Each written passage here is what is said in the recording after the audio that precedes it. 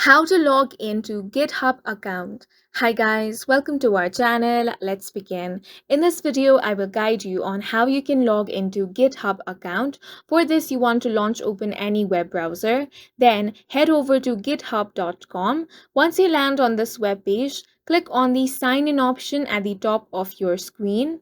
Once you click on this option on this page, you will have to enter your username or email address. So go ahead and enter that. Once you have entered your username or email address, you want to enter your password. Now, after entering both these details, click on the sign in option.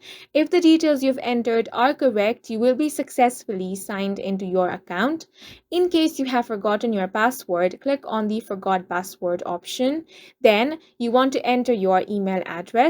After you enter that, you want to complete this verification step. After completing the verification process, you want to click on the Send Password Reset Email option.